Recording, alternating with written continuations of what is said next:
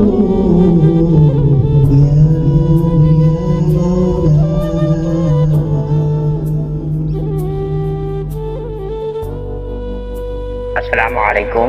warahmatullahi wabarakatuh. Insan kamil itu adalah merupakan sosok profil manusia yang telah sempurna mengafalkan sifat-sifat Allah atau Asmaul Husna. Ada dua metode, dua sarana cara untuk mengafalkan sifat Allah atau Asmaul Husna ini. Beberapa metode untuk mengafalkan asma-asma Allah Subhanahu wa taala dalam 99 asma, dan mengafalkan dalam perbuatan ma'rifat billah. Tingkat tertinggi mengafalkan asma yang ke-100, yaitu alif, diri itu sendiri, zatullah. Insya Allah, maka yang pertama metode itu dengan kesengajaan, berpikir, mengingat dalam ilmu dan pengetahuan melalui kajian dan olahan manajemen akal.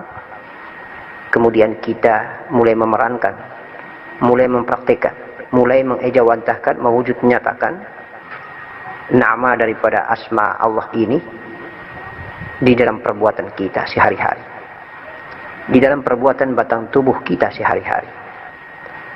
Yang paling benar di dalam mengafalkan kesempurnaan yang disebut dengan insan kamil adalah laduni Allah Subhanahu wa taala. Ketika melalui mujahadah tafakur, mujahadah zikir illallah, maka insya Allah terfananya, terleburnya batang tubuh, jiwa, nafas di dalam zat Allah, maka yang ada hanyalah zat Allah.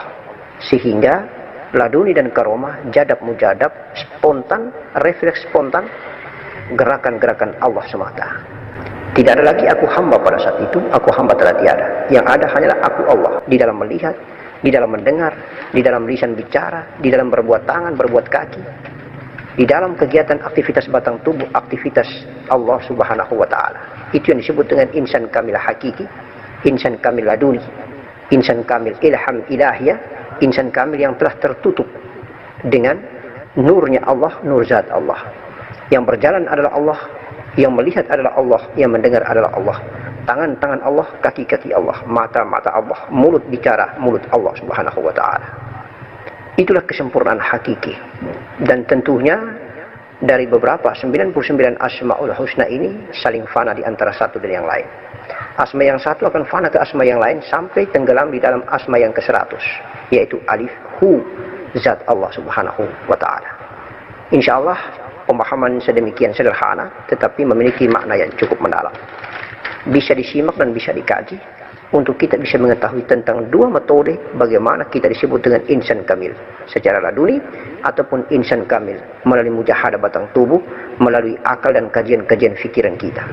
Allah hakikatnya hanya ada tiga: zat, wujud, rupa. Zat tidak bisa dijangkau dengan fikiran, akal, dan apapun jua. Zat tidak menempati dan tidak ditempati. Wujudnya adalah nur, rupanya adalah zahir ciptaannya. Insya Allah maka hanya ada tiga: zat, wujud, dan rupa. Setiap Allah menciptakan makhluk ciptaannya, Allah selalu menyertakan tiga karakter martabat kedudukan dirinya: sebagai zat, sebagai wujud, dan sebagai rupa. Hakiki ciptaan yang pertama berwujud nur, itulah yang bernama Nur Muhammad. Nur Muhammad ini menciptakan seluruh alam semesta raya maya pada. Rasulullah bersabda, "Ana minurilah al-alamina min nuri." Aku berasal dari cahaya Allah dan karena cahayaku seluruh alam semesta raya maya pada tercipta. Maka insya Allah nur yang merupakan keberadaan diri sebagai zatullah, diri Allah sebenarnya, sesungguhnya diri Allah yang sejati, menghadirkan ciptaannya selalu dengan wujud dan rupa. Zat, wujud, dan rupa. Wujud itu adalah faya, rupa itu adalah kun. Kun adalah zat, kun faya kun. Cahaya yang terkandung di dalamnya unsur zat, yang terkandung dan disertakan zat, disertakan wujud, disertakan rupa Allah. Maka kedudukan nurul kun fayakun ini teramat sangat tinggi. Karena di dalam nurul kun fayakun ada 3 martabat kedudukan Allah. Sebagai martabat ahadiyah, sebagai martabat wahda, sebagai martabat wahdiyah. Ahadiyah, wahda, dan wahdiyah. Itulah kun fayakun. Maka singkat cerita bahwa nur kun fayakun adalah hakikat yang tertinggi dari segala ciptaan Allah Subhanahu wa ta'ala. Sehingga setiap kali amalan yang diberikan itu harus disempurnakan atau ditutupi dengan hakikat sempurna keberadaan diri sejati zat Allah Subhanahu wa ta'ala, yang berhakikatkan ahadiyah, wahda, dan wahdiyah, yang berhakikatkan zat, wujud, dan rupa, yang berhakikatkan nur kun fayakun. Tulisan alif, lam, ha yang kita biasa membaca atau menyebutnya dalam satu kalimat yang utuh paripurna, Allah. Tetapi kalau kita melihat baik-baik, kita mengamati baik-baik, maka lihatlah perbedaan tulisan antara alif yang berdiri sendiri, tidak sambung, kecuali yang bersambung dan berkolektif kolegial adalah lam awal, lam akhir, dan ha. Maka jelas sekali ketika alif berdiri sendiri, tidak bergantung dan tidak digantung, tidak menempati dan tidak ditempati, dialah zat yang berdiri sendiri. Ketika dia mengadakan zahir dirinya, sifatnya yang pertama, semua itu bernama nur, maka adanya lam awal. Kemudian lam awal berkembar mengadakan lam akhir, yang tidak bisa terpisah antara lam awal dan lam akhir. Maka telah bertajali dan bermisranya alif yang berdiri sendiri menuju ke lam awal, kemudian bertajali bermisra ke lam akhir. Lalu agak sedikit jauh antara lam akhir ini dengan ha, karena sudah mau bermisra bertajalinya alif ke lam awal, ke lam akhir, dan ke jasmani, jasad nyata, material nyata. Proses yang cukup lama ini karena terjadi dialog. Alastu bi rabbikum qalu bala syahidina. Untuk itu maka antara lam akhir dengan ha itu dikasih jedah tulisan sedikit agak jauh, menunjukkan bahwa aku hamba diri kita sebagai zahir ini terlampau lama mengakui ketuhanan Allah Subhanahu wa ta'ala, asal muasal diri kita. La, tidak, tidak. Keingkaran daripada aku hamba ini menunjukkan bahwa egoisme diri kita, kesombongan diri kita, merasa bahwa kita berdiri sendiri, merasa bahwa kita bukan berasal dari diri yang sebenarnya, diri sejati. Untuk itu maka jedah lam akhir dengan ha itu menunjukkan ada hijab dan nafsu bumi, fujuruha wa taqwa. Sesungguhnya sengaja memang dibikin sirat untuk sebagai manusia zahir berfikir mengikuti jalan ketakwaankah atau jalan kefasikan. Insyaallah kalau telah sempurna af'al ha ini fana dan lenyap ke lam akhir asmanya, lam akhir asma ini telah lenyap atau fana ke dalam lam awal sifat Nur Muhammad, maka lam awal adalah kun, lam akhir adalah faya, ha adalah kun. Ketiga-tiganya adalah nur kolektif kolegial berwujud bulat utuh sebagai nurul kun fayakun, yang hakikinya sumbernya berasal daripada zat Allah. Alif. Itulah kesempurnaan seorang kekasih Allah mengalami yang disebut dengan insan kamil mukammil apabila Ha telah fana dan tiada. Lebur di dalam lam akhir telah fana dan tiada. Lebur di dalam lam awal. Dan lam awal ini yang ada hanyalah satu titik yang bernama nur. Titik daripada huruf ba itu hilang tenggelam di dalam alif zat Allah. Maka yang ada hanyalah hampa. Nurul hampa. Tiada tetapi ada. Ada tetapi tiada. Insya Allah. Apabila ditajalikan ke dalam mahligai sebagaimana hadis qudsinya, Allah berfirman bahwa seindahnya aku menciptakan mahligai di balik dadamu, ada kolbi di balik kolbimu, ada fuad di balik fuadmu, ada sagofa di balik sagofamu, ada rasa.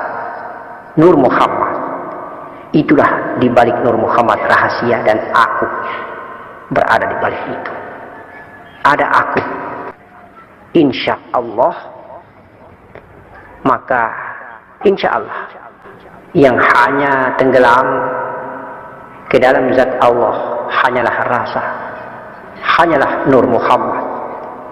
Karena hakikat Nur Muhammad adalah rasa, rasa itu adalah Nur Muhammad. Maka hanya dengan rasa kita bisa bertemu, bermusyahadah, bercakap-cakap, berdialog dengan kekasih Allah, zat kekasih kita, zat yang menciptakan kita, zat yang mulia dan agung, zat yang indah rupawan. Subhanallah wa bihamdi subhanallahal azim. Allahumma salli ala sayyidina Muhammad wa ala ali sayyidina Muhammad. Mudah-mudahan Allah menurunkan ilham ilahiyah ke dalam akal ini, ke dalam otak ini, untuk kita bisa mengkaji, untuk kita bisa bertafakur, dan sampai ke makom yang lebih tinggi dari tafakur, yaitu tatatur. Dengan sekejap mengingat Allah, kita bertemu Allah. Dengan sekejap berfikir tentang Allah, maka kita bertemu Allah. Dengan sekejap mengingat Allah, kita melihat, kita bicara, kita mendengar, kita mengunjungi negeri Allah Subhanahu wa ta'ala. Allah Subhanahu wa ta'ala hanya mau berbincang dan berbicara bahwa aku ini adalah alif zat yang menciptakan. Aku utus diriku, yaitu berupa sifatku dan asmaku atau namaku. Aku utus diriku yaitu berupa sifat 20 dan namaku berjumlah 99. Agar engkau sebagai batang tubuh yang aku ciptakan, wakil daripada diriku sendiri yang bernama Zahir, mengamalkan sifat 20ku dan 99 namaku. Sesungguhnya 99 nama itu adalah terjemahan daripada sifatku. Maka amalkanlah, afalkanlah secara sempurna, agar kiranya engkau benar-benar sebagai batang tubuh Muhammad sallallahu alaihi wasallam, dan sebagai nafas Ahmad, dan sebagai nur Muhammad. Kalau engkau sudah sempurna dan lengkap, paripurna, berafalkan, mengijawatahkan, menterjemahkan, mempraktekkan perilaku batang tubuhmu tentang 99 nama dan 20 sifatku, maka engkau akan tenggelam dan fana di dalam satu namaku, nama hakiki rahasiaku tertinggi, agar lengkap dan genap menjadi 100. Insya Allah ketika sampai dengan 100, 99 dirimu yang aku utus telah tiada, lebur dan fana, tenggelam di dalam diriku, dan aku adalah rahasiamu dan engkau adalah rahasiaku. Sesungguhnya engkau telah tiada, yang ada hanyalah diriku sendiri. Akulah alif zat Allah. Aku sengaja mengutus diriku agar engkau tidak merasa bahwa engkau adalah dirimu, tetapi justru engkau mengakui bahwa engkau adalah aku. Engkau tiada, akulah yang ada.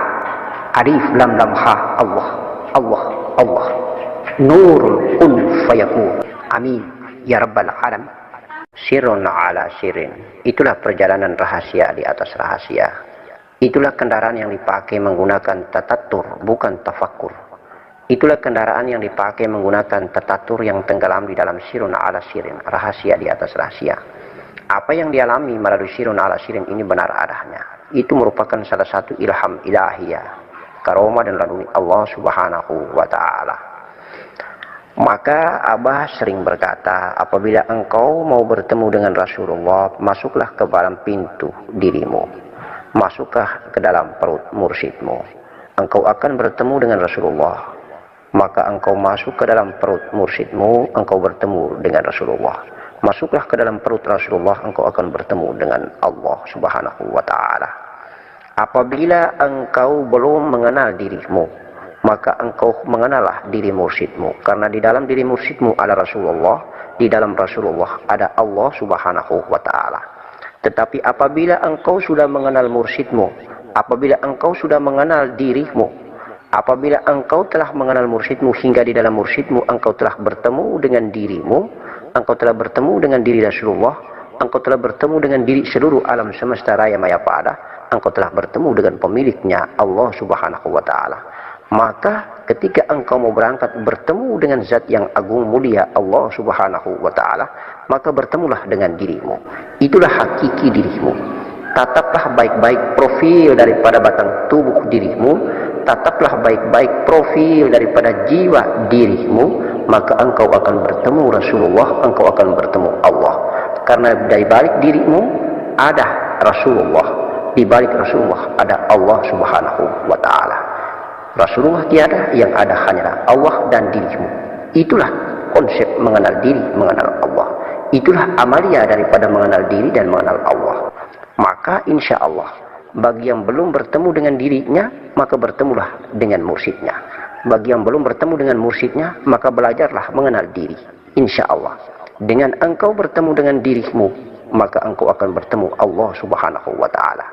Diri Allah adalah diri sejati, sementara diri kita adalah zahirnya. Diri Rasulullah adalah zahirnya. Batang tubuh kita adalah kendaraannya untuk menuju dan tenggelam di dalam dirinya. Insya Allah, Allah selalu menuntunmu, karena di dalam proses kalimat dan kata-kata berbaiyat, Allah lah maha guru.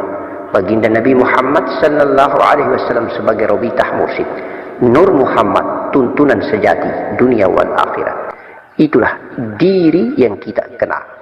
Kita hanyalah Nur Muhammad, kita hanyalah Ruh Muhammad yang diutus Allah untuk mengafalkan asma dan sifatnya. Kita hanyalah diri Nur Muhammad, kita hanyalah diri ruh yang ditiupkan ke dalam batang tubuh untuk menginap lama di dalam batang tubuh, agar membuat batang tubuh ini berafal akan sifat dan asmanya, agar batang tubuh ini berafal akan asmanya dan sifatnya, agar batang tubuh ini berafal akan kehendaknya dan ridhonya. Insya Allah, sesungguhnya hakikinya Allah jualah yang meminta, Allah jualah yang mengabulkannya, Allah jualah yang melihat, Allah jualah yang mendengar, Allah jualah yang berbicara dalam kalam dan lisannya, Allah jualah yang bergerak dengan kedua tangan, Allah jualah yang melangkah dengan kedua kaki. Af'al batang tubuh zahir ciptaannya, alam semesta raya maya pada, Allah jualah yang bergerak dengan gunung yang berpindah dari satu tempat ke tempat yang lain. Allah juga yang bergerak dalam arus di tengah samudra. Allah juga yang bergelombang di atas permukaan lautan yang indah. Allah jugalah yang akan menentukan segalanya dalam gerak angin antara tempat yang satu ke tempat yang lain. Allah jugalah yang berada di balik zahir ciptaannya, agar kita menghargai, mengagungkan, memuja dan memuji indahnya zahir ciptaannya itu, bahwa sesungguhnya hakikat ciptaannya adalah Sang Yang Maha Pencipta itu sendiri. Dialah yang berada di balik ciptaannya. Allah, Allah, Allah yang Maha Halus, yang Maha Gaib, yang Maha Agung, yang pantas dipuja dan dipuji oleh zahir ciptaannya. Insya Allah. Assalamualaikum warahmatullahi wabarakatuh.